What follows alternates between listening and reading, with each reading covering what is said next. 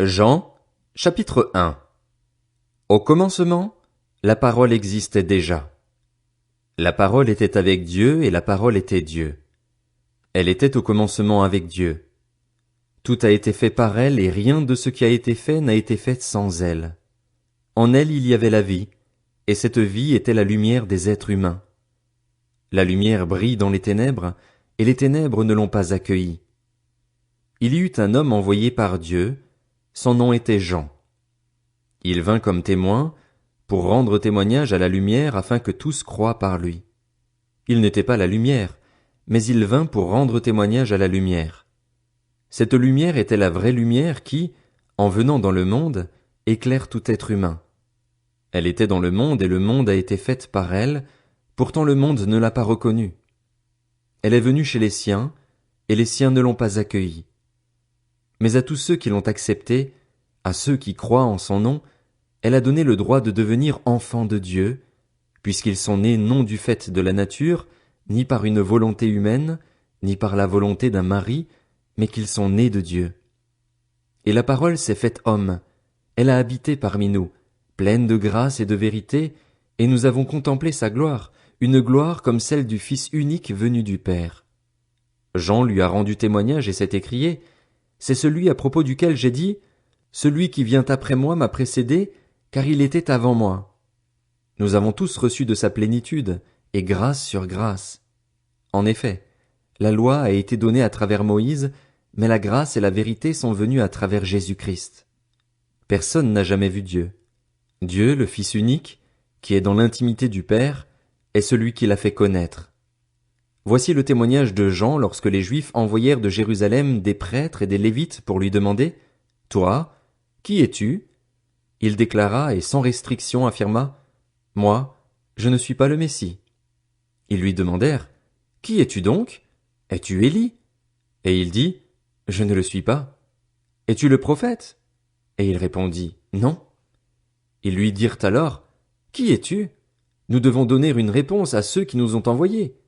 Que dis-tu de toi-même? » Moi, dit-il, je suis la voix de celui qui crie dans le désert, rendez le chemin du Seigneur droit, comme l'a dit le prophète Ésaïe. Ceux qui avaient été envoyés étaient des pharisiens.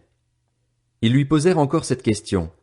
Pourquoi donc baptises-tu, si tu n'es ni le Messie, ni Élie, ni le prophète? Jean leur répondit, moi, je baptise d'eau, mais au milieu de vous se trouve quelqu'un que vous ne connaissez pas. Il vient après moi, mais il m'a précédé, et je ne suis pas digne de détacher la courroie de ses sandales. Cela se passait à Béthanie, de l'autre côté du Jourdain, où Jean baptisait.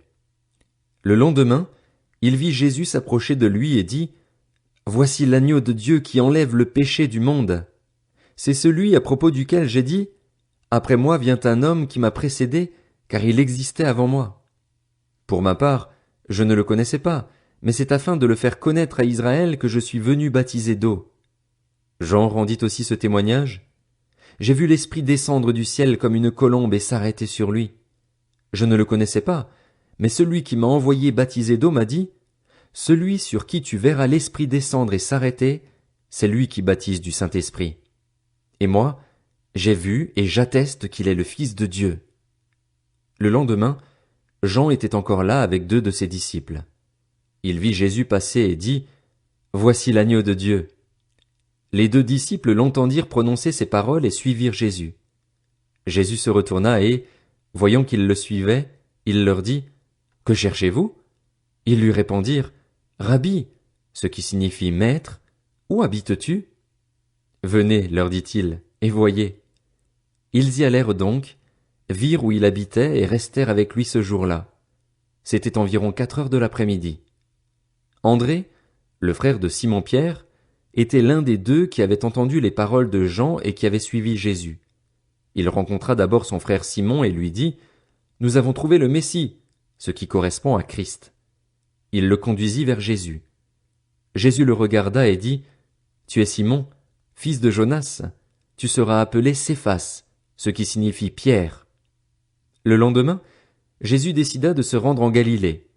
Il rencontra Philippe et lui dit, Suis-moi.